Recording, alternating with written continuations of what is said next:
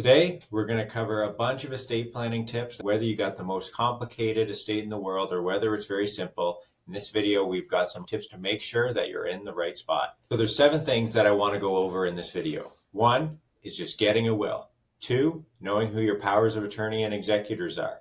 3, should your kids be your executor of power of attorney? 4, should you consider a trust company as your executor? What even is a trust company? 5, make sure that your executors and powers of attorney know that they're representatives. Number 6, make sure you know, and more importantly, whoever's going to handle your estate knows where everything is. And number 7, this is one that always really exposes the gaps in people's understanding, is taking out a piece of paper and drawing it down. We'll get into it in this video. So step 1, get a will.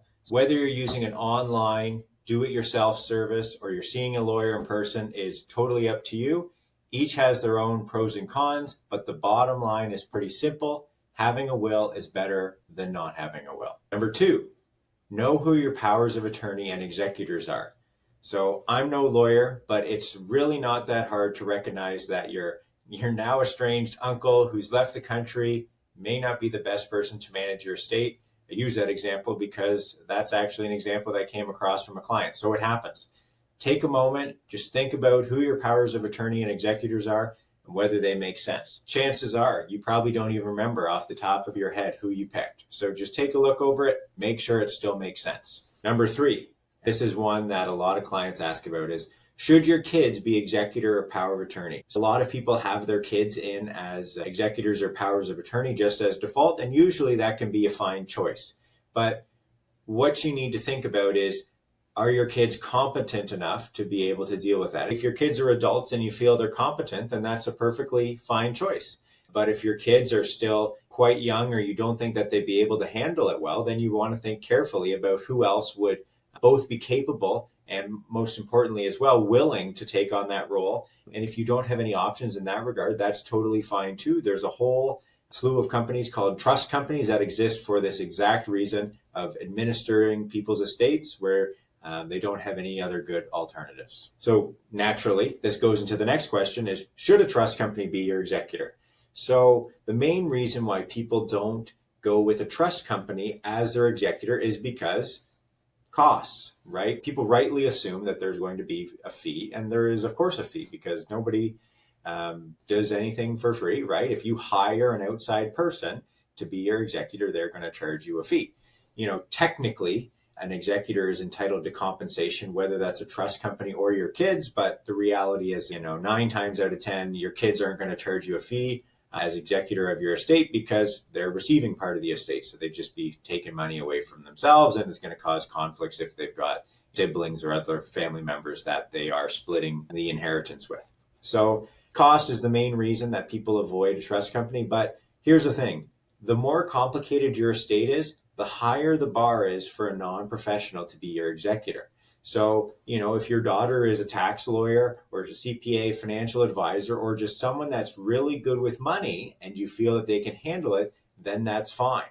But if you've got corporations, trusts, especially those that span multiple jurisdictions, so like some in Canada, some in the US, or even cross-provincial, you need to seriously consider a couple things. Whether your executor really has the ability to manage and take care of this estate, because whatever fee you pay to a trust company is going to pale in comparison if your estate gets, mismanaged, not due to a lack of caring or wanting it to go well, but just ability to be able to handle a more complicated estate. And the other big one is time.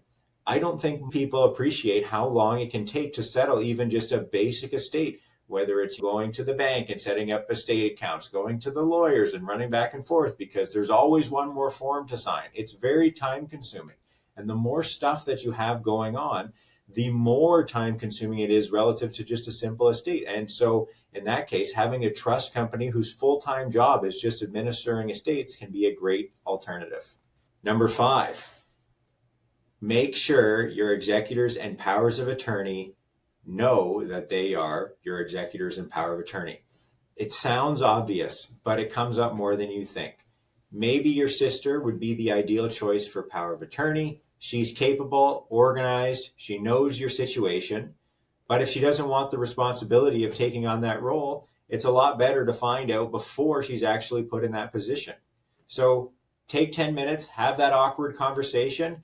It's a conversation that takes 5 minutes to have, and we probably delay it for weeks and weeks and weeks. I get it. We all do it. But confirm that whoever you've chosen in those roles is willing to take on that role. Number 6, make sure your executor knows where everything is. This is rubber meets the road. You can have the most detailed estate plan, have the best lawyer, have thought through everything and put it all into place. But if your executor or your kids, whoever, they don't know where the bank account is.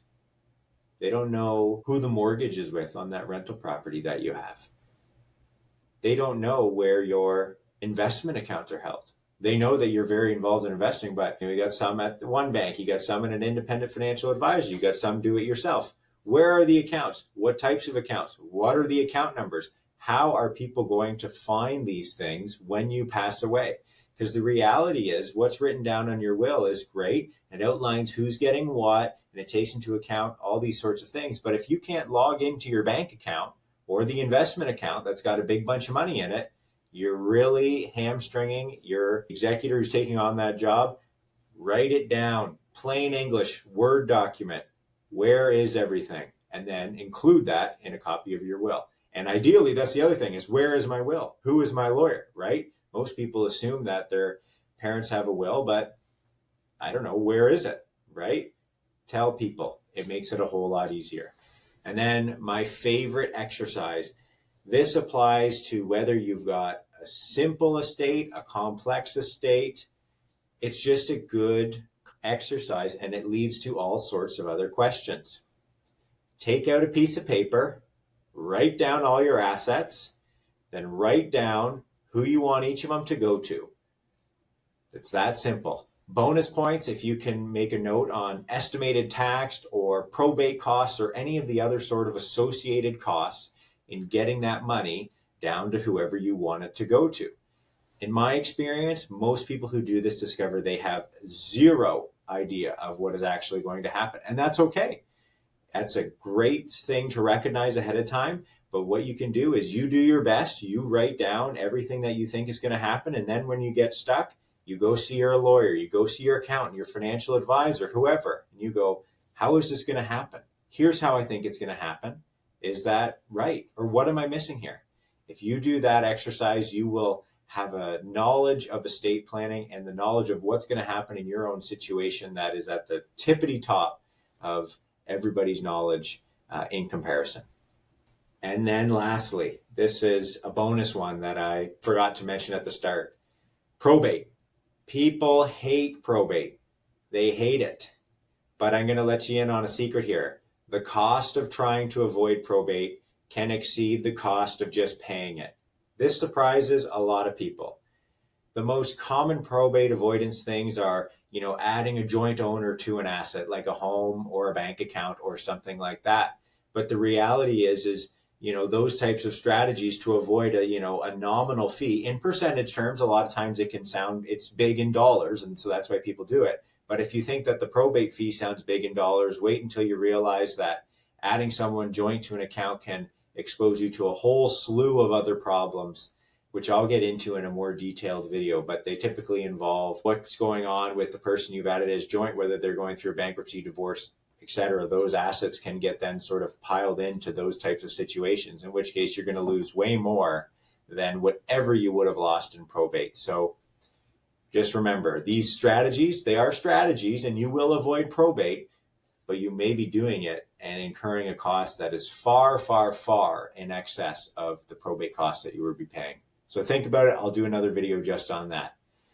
That being said, that's all that we got. So estate planning 101 for Canadians. Again, whether you got simple, complex estate, whatever you got, the simple estate planning measures that you want to put into place are, number 1, get a will. If you don't have a will, none of this other stuff matters.